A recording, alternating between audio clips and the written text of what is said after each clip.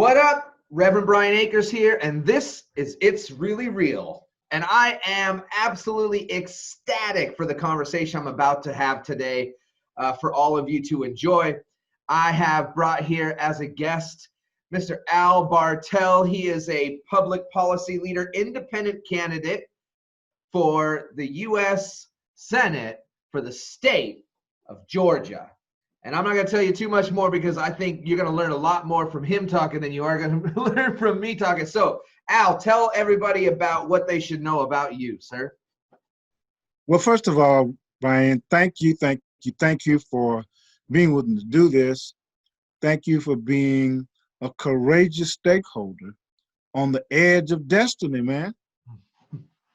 And so, bringing this communication to the public, you spending the time and energy and effort to do that, I do not take it lightly, my man. Thank you. I appreciate that. And so I am a candidate for United States Senator here in the state of Georgia. It is critical now more than ever that public policy leaders like myself, and I'm a public policy leader in the dawn of the 21st century, to have neighborhood leaders, community leaders, faith leaders, and small business leaders have the same access to public policy as lobbyists, special interest groups, and corporations. So that's why I'm running for this seat, buddy. I'm a long-time activist. I got involved with politics as a mediator in the area of conflict management. I learned about conflict management in the United States Air Force. And I got out and started doing violence prevention on the streets, and then moved to conflict management between neighborhoods and communities. And then I used my GI Bill and went back to school and got a degree in business and started to mediate between communities and corporations. So the whole world of public engagement, mediation, conflict management, between the everyday citizen and the institutions of public policy has been a profession for me, but even more important, it's been a way of life. What does your candidacy look like right now as far as the campaign is concerned? What's your team like? Yeah, I got about 3,000 stakeholders to manage communication, to manage participation, and to do the strategic planning from different situations in Georgia so that we can move into that and be one with the vibration and take advantage of the opportunity. How's the trail going? Trail's getting hot, man. It was fucking insane down there on primary day. Yeah, oh yeah. Trail's getting hot. People are awake. Where are you in terms of the candidacy right now? Like, what is the current spread of the field? How many candidates running for your seat? What's the current spread on points? How do you feel about that? Well, this is not a normal election. Yeah. In Georgia, you have 2 U.S. Senate races, which is the only state that's having 2 U.S. Senate races at the same time. Really? We had a regular U.S. Senate race, but the guy who was in this seat developed health problems and had to retire. Oh, wow. So we got a special election for the person who's going to fulfill the last 2 years of his term. Okay. There are 21 of us running for that special election, Brian. Exactly.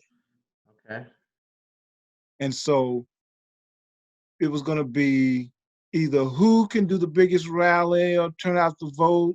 But now with coronavirus that woke people up, and then the violence that has people be in action now everywhere, everything is altered. And a lot of people are doing it by technology, and they are looking for the real deal. Yep. With each passing day, I get stronger and stronger and stronger as a candidate that can be elected, and I am loving it. Yeah, I like it. With my audience and with the people that I engage with, there's constant conversation around the value and importance of understanding and engaging with the systems that we're challenging, right? Yeah. And so all of us are really excited about being out there demonstrating, being out there protesting, talking shit to a cop right to their face, right? All of us are really into that aspect of it. So that's in the younger generations, what I'm noticing is that is a real fire starter. Yeah. But what's challenging, and what I'd love to hear from you for that audience is, why is it so important to think beyond the demonstrations and the protesting and really maintain a clear focus on policy? Okay. Well, the demonstrations and the protests is the fire. It illuminates. It sheds light on stuff. It makes it clear that there are inequities that are hidden. And those protests put the fire and shed light on that.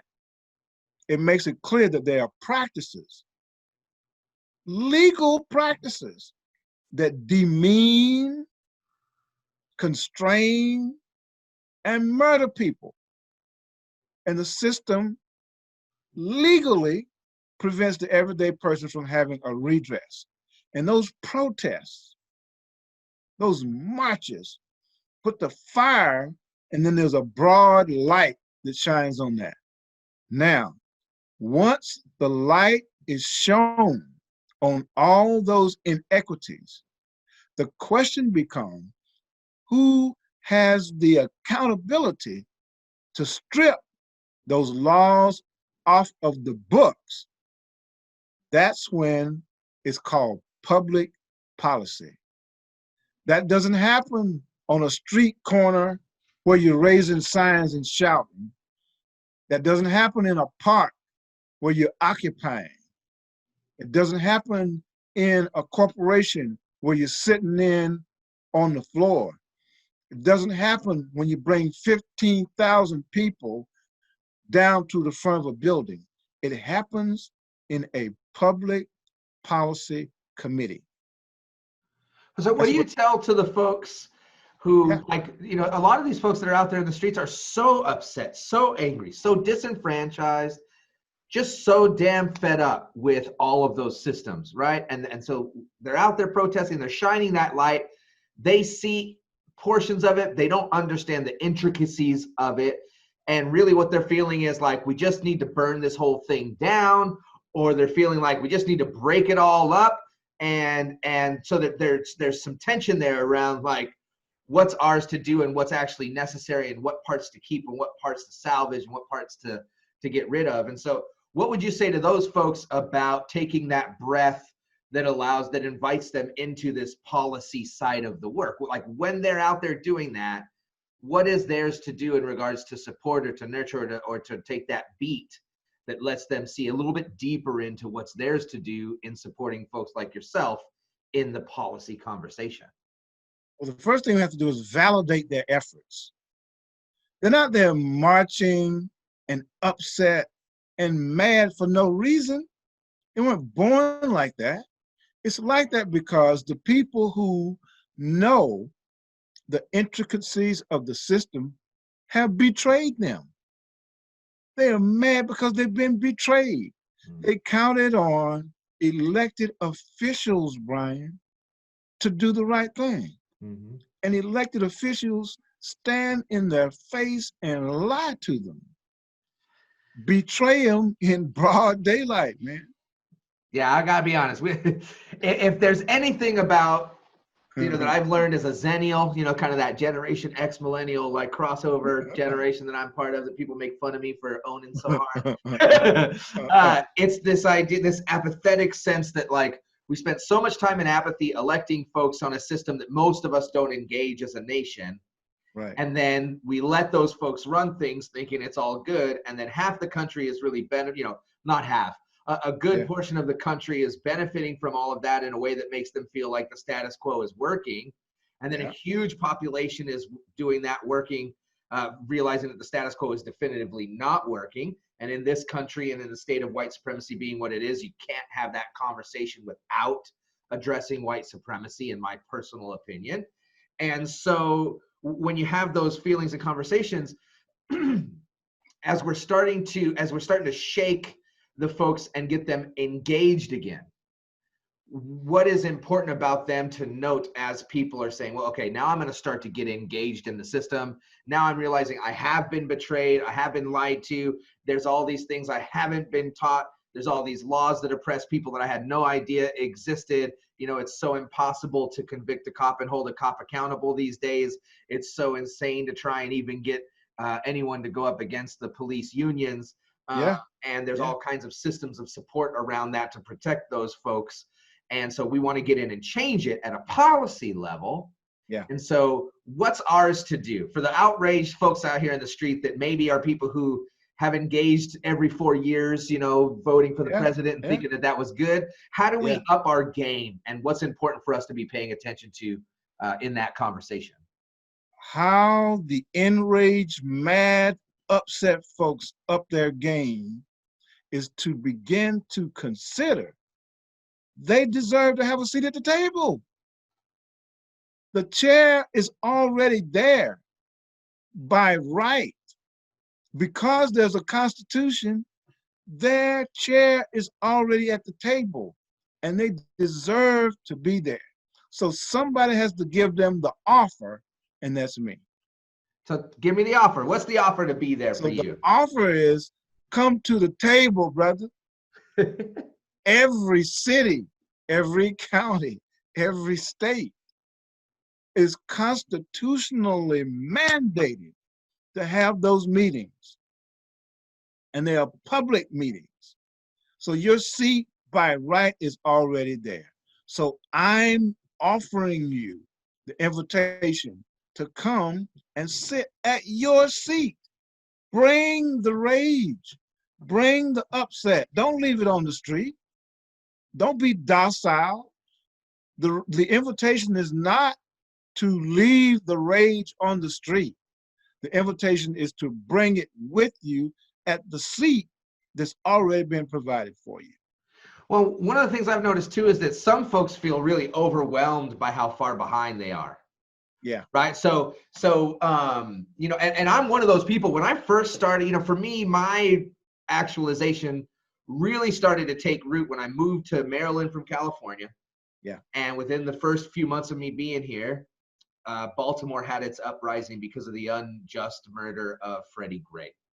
Yeah.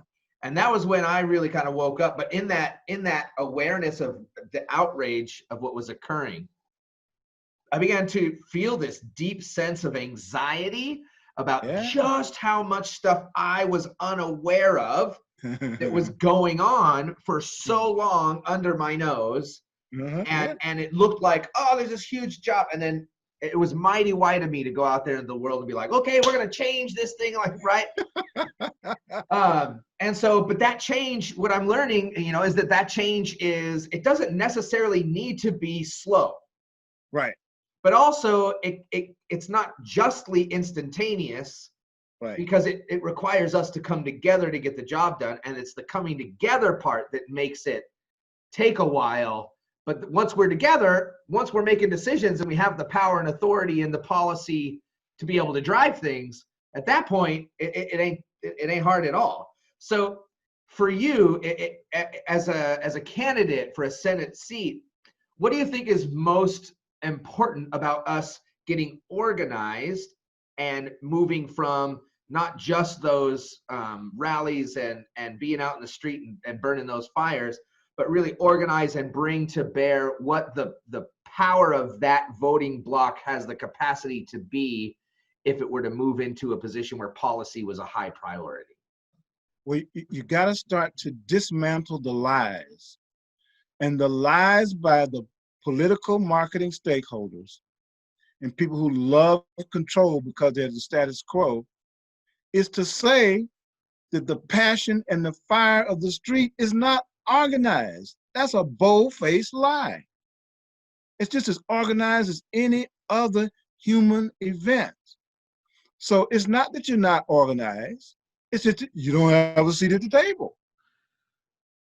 So the same thing that it takes to have 5,000, 10,000 people know where to be at the same time and how to get there is the same thing that it takes to be in a public policy meeting. So let's dismantle the myth that the street fire is not organized. So let me ask you a question as a policymaker. Yeah. Would you, let's say that you're to be elected, and we're knowing that that's the case, right? Yeah. once you're in office, would you be an advocate for or an ally to or even a collaborator with those folks who've been organizing in the street to ensure that they have the information necessary to know when and where to show up to be part of the policy conversation? And what do those relationships look like? And make it a promise and put resources behind it. Yeah, like make it a financial investment even. Yes. We're in America, baby. If you're not, if there's Come no on, money in it, cousin. you don't mean it. Let's roll with it.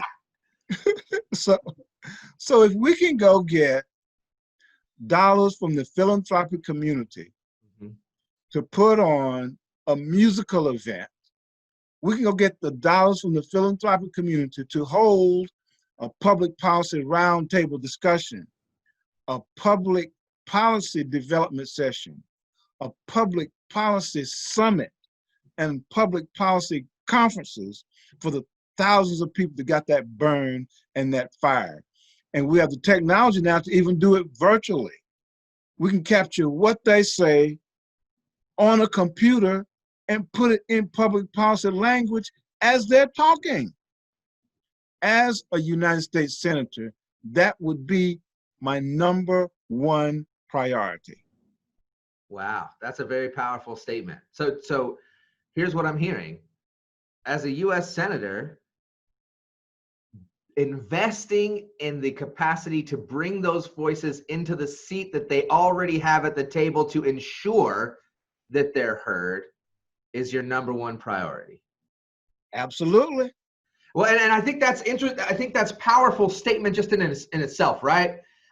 Because when we think about public service these days, I say we, and I'm using kind of like that all of us we, and I probably shouldn't do that. I'm gonna go back to saying I. What I notice is that when I think about what it means to engage in our political system right now, money drives all of who's at the table, how many seats they have.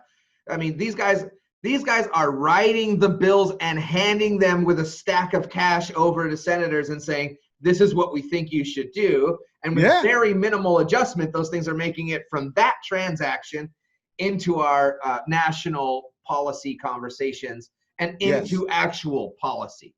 Yes, and so when I hear you say, okay, hey, what I'm going to do is I'm going to set up shop, and the people I'm going to listen to are these people that I'm going to invest financially in. So now the money's going the other direction. Yeah. Right? I'm going to invest money and capital investments of other kinds, technology, whatever the case might be. And we're going to gather these people together so that we can bring more people into a conversation, because rather than think that we have an open door for people to come and try and participate in, we're recognizing we need to get up, get out of the office, and get out into the street to ensure that the voices are being heard, rather than to only hear the voices who can have the time, have the energy, have the finances, have the relationships necessary to get to your office door, let alone walk through it and talk to you.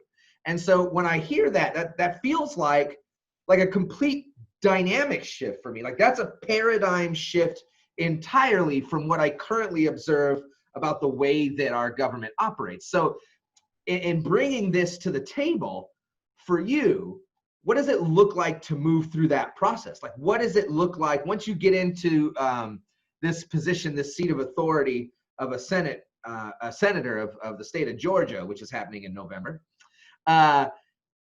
How will you make those movements, and what will you do to ensure that they go from the public rhetoric that is the election cycle into the active, practical, identifiable actions that of the platform that you're setting forth? Yeah.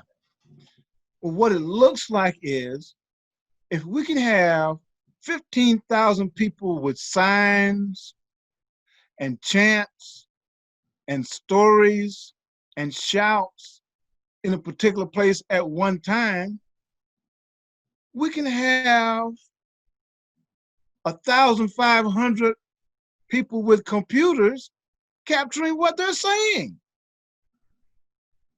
That can turn into a public policy meeting right there on the site. It doesn't have to be staged in some building. Getting what people are saying about a particular issue is called public engagement data. You won't hear lobbyists, special interest groups, and corporations talking about that because they can't control the public engagement data. They only want to do it in ways that they can control it.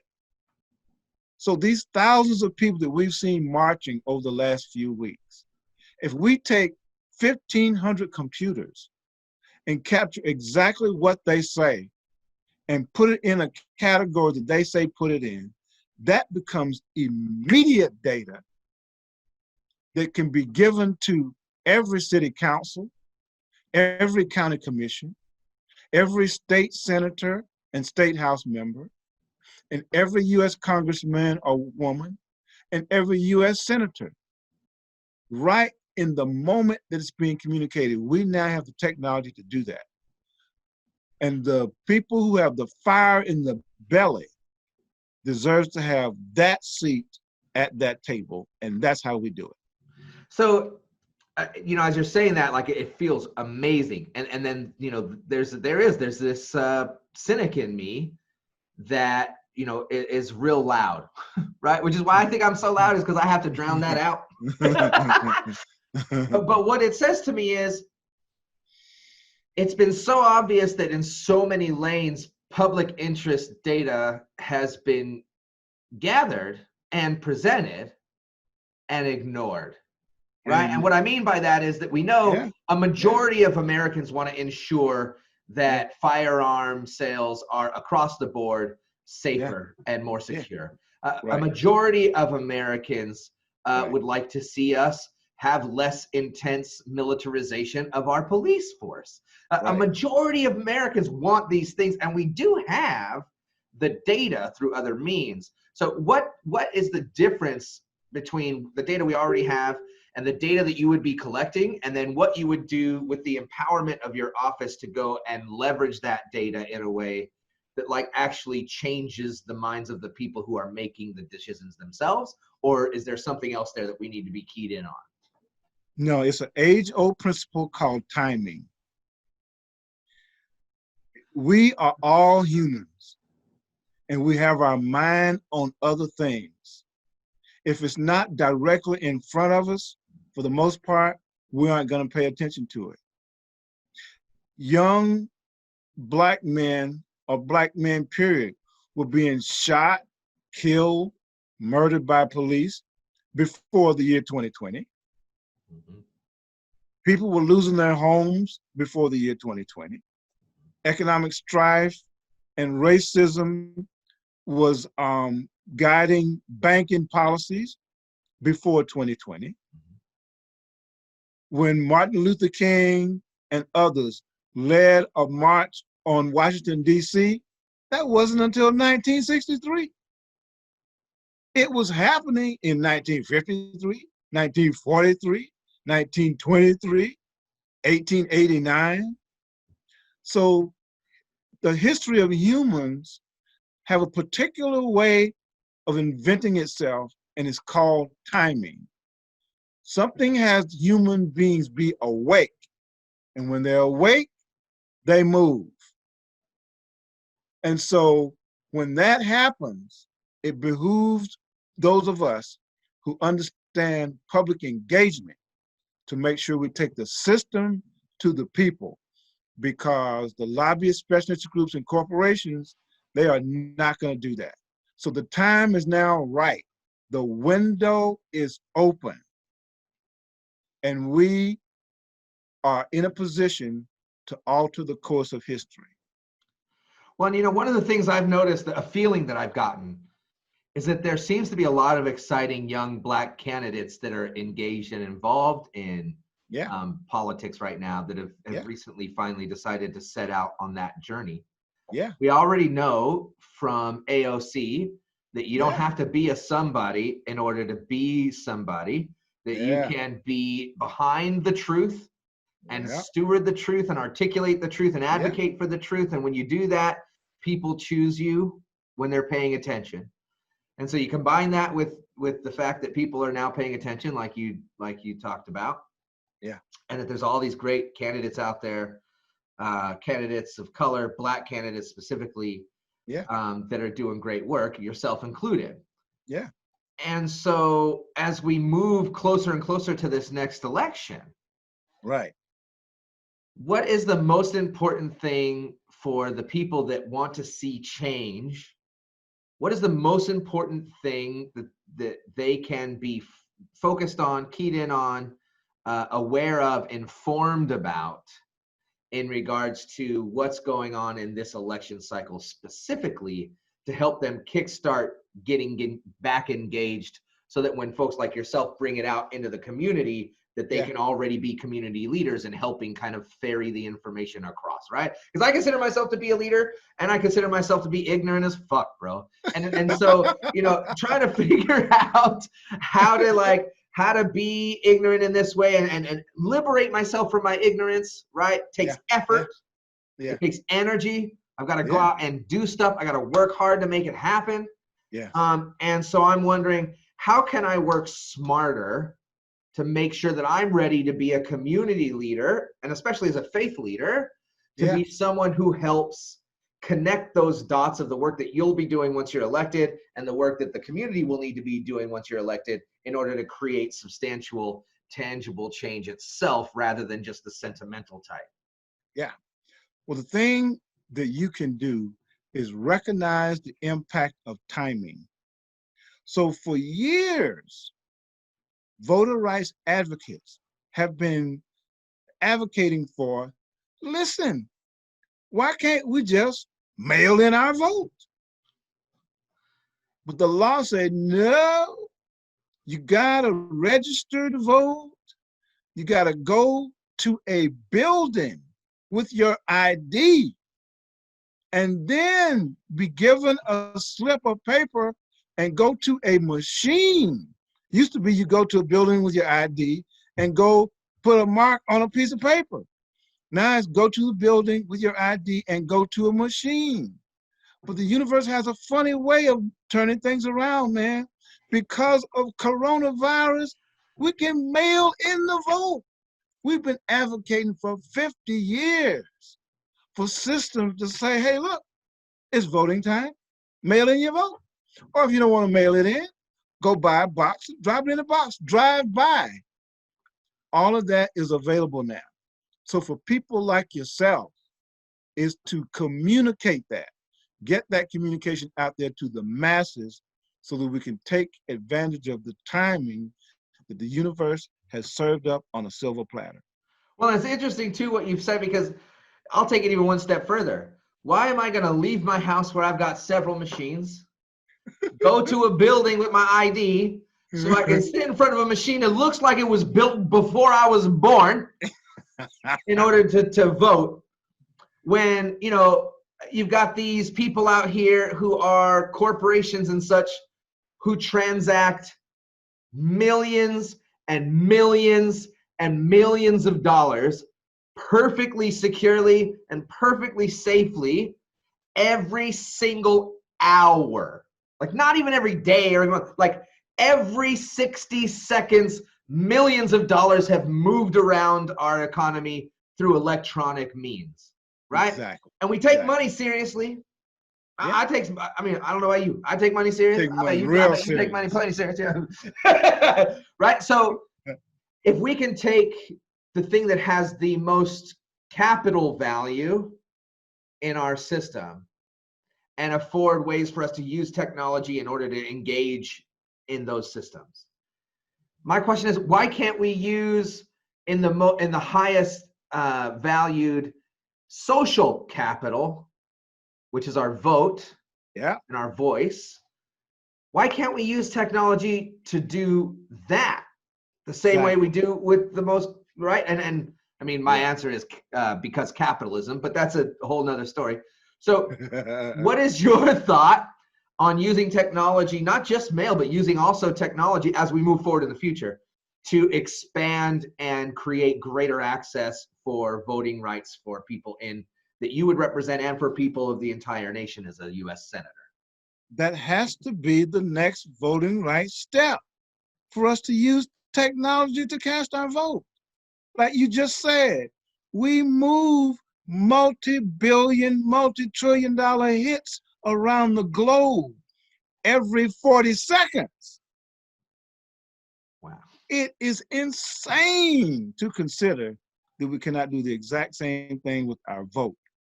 And the thing that causes that is that we have abdicated our self-public interest over to the political marketing stakeholders. And the time has come, the day of reckoning is now here. Let's go. That we take that back. Yeah, let's go. So what does taking that back look like? Obviously, voting for Al Bartell in Georgia would be a good start. Oh yeah. What are some great ways that we can begin that work together? Okay, in 2020, you have people who are running for city council. Like you take the city of Seattle, that's been getting a lot of publicity, the city of Atlanta, other cities. Each city is located in a county. People are running for county commission. Each county is in a state house and a state senate district with judges, statewide elections. There's always an election happening no matter what year it is. So here's my question to you, because what I get from people when I talk about that stuff, right? First off, if I can keep them awake long enough to talk about that shit, right?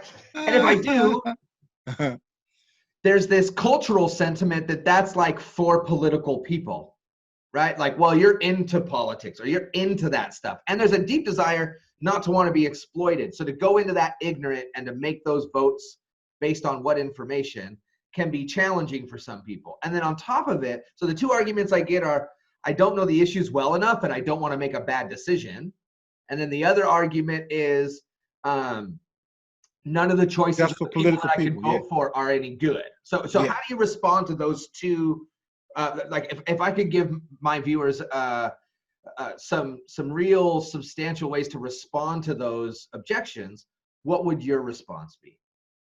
Well, the first response is not to disregard their communication. They're accurate. From the results they see, voting for people who are already have their conscience hijacked by the system, that doesn't make human sense to anybody. And they don't know the issues. You know, pop culture is put on TV, not public policy issues. And if it's put on TV, it's in a spin to politically hijack the issue. So we have to let people know that they're not stupid. Their assessment is absolutely accurate. I love that. And we have to let that's the first time I've ever heard anybody prioritize making sure that the folks who make those claims, right? There's a political arrogance. Yeah, for the people who are engaged, who will say, yeah, but it's your job and this is your right. And you can't, if everybody who talked like you just voted and they could have whatever they wanted, right? And there's a real reactive response to that. So I want to thank you. I don't want to interrupt you too much, but I just want to thank you for acknowledging that, because I think that's just so vital and important for the people who are making those claims and assessments not to be dismissed and not to go unheard, but to be validated and to be conferred with it as yeah, you're smart. If you can see all that, then you can see what you need to see to be smart enough and bright enough and connected enough to get involved now and help change it. So thank you for doing that. Well, I'm glad you did stop me, because that's my answer. Miracles happen when people get validated, man. Amen. So once you validate these folks, you're like, hey, you're right. You don't know what's going on with most of this stuff, and it does take time to catch up or get up to speed on the candidates and the issues and so on. And Joe White guy and Donald Whiter guy are not ideal candidates for any of us who feel this particular way, right? How do you respond to those two contexts once you've acknowledged those people and acknowledged their assessment? what do you then say to them to encourage them, nurture them, inspire them, bring them into the conversation and action? Well, what you just said, if you can see this, you're smart enough to figure this out, you're connected enough to have people go and vote that are different than the current people who are in office. It's the same you. It's the same blood in your veins. It's the same walk that you walk.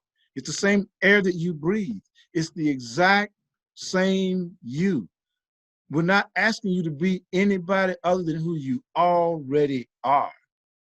And to let you know that the seat is yours, not theirs. That's why it's called a public official. So how do you get these fools to get excited to go vote for their county comptroller? Well, we shouldn't try and get anybody excited to do anything. A validated person can make up their own mind. They made up their own mind to give voice to their own issues. They are capable of making up their own mind to go vote for a comptroller. They just have been invalidated. Woo. That's a powerful statement for every faith leader in the country to be paying attention to right now too, Phil. There you go, cousin.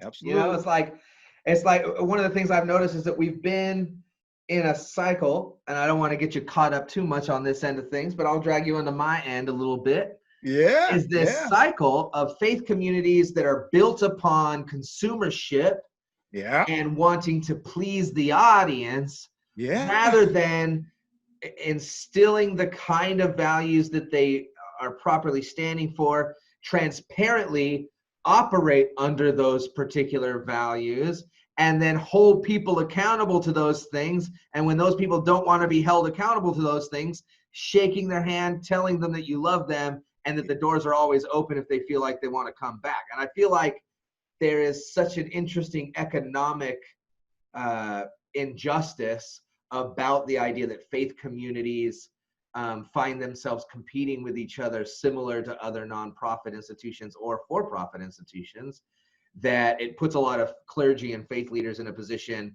to be overly burdened by the idea that their divine service to the world ought to be tailored to the audience so specifically that they're to not harass anyone or to make anyone uncomfortable or to make, and what's, you know, hey, I might get blasted for this later, but the black church doesn't seem to have as big a problem with that stuff as the white church does. I'm just going to say that real plainly. You know, the white church seems to be a whole lot more soft in the ass than the black church does. That's just been my observation. I'm sure I'm going to get a lot of comments on that, and I don't care because it's what I've, and you tell me why that's not true. You know, because the resilience is there. And so what I'm noticing about that as a faith leader myself is that the work that's to be done there really is about letting people be at choice. But in order to be at choice, you have to understand what the choice being made looks like. Right. And in our desire to accommodate people, faith communities have become more and more and more ambiguous about their identities, their values, their vision of the world, their theology, even all of those things. And as I look at that, I begin to realize that a same kind of dynamic has unfolded in politics. That candidates, when it comes to like standing forward and trying to create a base of people that will vote for them, are like continually become more and more and more ambiguous about what they're saying in an effort to try and persuade a large enough group of people to choose them. And what I heard you say just now was very, very different than my experience and observation of the way things work. So tell me about your experience with seeing that dynamic unfold and operate and work and create demonstrable results in politics. People come to the church with mistakes, but that doesn't mean they don't have faith. They come in the building with faith. That's why they came. And then they begin to hear somebody that has more faith in the system than they have in the person who's standing in front of them. as a faith leader, I'm supposed to have more faith in you than I have in the system. So you walk in my church, having mistakes, but you bring the faith with you. And what comes out of my mouth demonstrates I got more faith in the system than I have in you. That ain't working, cousin. Mm-hmm. Woo. And so you feel that correlates directly over to the political theater, huh? It's all political marketing. Interesting. All political marketing. And so when the timing, the hand of God is just that, the hand of God, or the hand of a creator, that which emanates the universe by breathing, whether we call it God or Allah or Buddha, it is still the hand of the universe. And when it moves at its own pace. Sometimes it takes thousands or hundreds of years before it moves. But when that time comes and the day of reckoning comes, it behooves the people who have the burn and the fire to go take their rightful place at the table. Oh, that's powerful, powerful stuff, sir. I am more grateful now than I even was when you said yes to this wild idea, right? I think as we continue into this process, there's going to be a lot of eyeballs on the newcomers. Yeah. The people who look and sound and feel like the candidates we've always seen are going to have a hard time garnering the attention and support of the people who are out here saying that that's the thing that's not working. Oh yeah. And when I hear you talk, it's not like, I don't know how to describe it. It's not like a me, right? It's not like a it's not all out there on the street, right? But it is. Yeah. But it is, and it comes with a measured sense of composure, a measured depth of vision, and a measured capacity to articulate the ideas in a way that I think is potent and pertinent and valuable right now in the political conversation. I think it is something that if you have enough folks around you screaming and yelling like I will be about your candidacy, that once people tune into you, that they will see that you are not that status quo candidate, that right. The fact that you're an independent candidate is absolutely a leverage point for you with the modern context. And I think other candidates who've historically ran independently and felt like it was really a real challenge to be able to be successful in that way are going to get more and more steam. I think having a formerly independent candidate running as a presidential candidate for the last 2 cycles was a big deal. Yeah. And I think that the modern context, the timing for independent candidates to begin to move into the field and to create that gray space between all the red and all the blue. That's not a moderate space. It's an independent space, one that's not married to either side, that sees it less as a spectrum and more of a field of concern, in which we've got to really understand context to make solid decisions, and not just follow a party line. And so I want to give you a chance to let folks know, where can they find more information about you? What are the most important things they should know about your candidacy, and anything else that you want to let them know before we wrap up our time here together today? Okay, where they can find more information about me is Bartell, FOR, Senate.com. BartellForSenate.com. And I'll be putting that in the comments of this video. So if you want to go check it out, go click the link. Oh, yeah. And then what they should know about me is my passion is real. We have fake news. I don't do fake news. We have fake passion. I don't do fake passion. We have fake collaboration. I don't do fake collaboration. We have fake interest. I don't do fake interest. So my interest, my passion, my collaboration is real. And I'm committed to the public interest. I understand the private interest. It is necessary. It is something that I participate in, is the private interest, but I'm committed to the public interest. And I want people to know that about me as a public policy leader, to know that about me as a candidate, and to know that about me as having faith in the public interest of America. Woo! Well, there you have it, ladies and gentlemen. Al Bartell, the authentic independent candidate from the state of Georgia for your National Senate. We look forward to talking to you again sometime soon. Yeah, you'll come back again another time? I'll be back. You just push my button. I'll come running, partner. You got it. Thank you so much, Al. Thanks for everything that you do. Bless you. All right, partner. Take care now. Peace. What up? Reverend Brian here again, and this is the end of the video where I ask you, if you like this content, like and share it. And if you subscribe to it, that would be amazing. And most importantly, if you want to be notified every time I upload a new video, just click that bell and YouTube will make sure that you never miss a single one. Thank you so much for supporting my work. Thank you for taking the time to watch this video. And I'm just knowing that something amazing is unfolding in your life right now. Peace.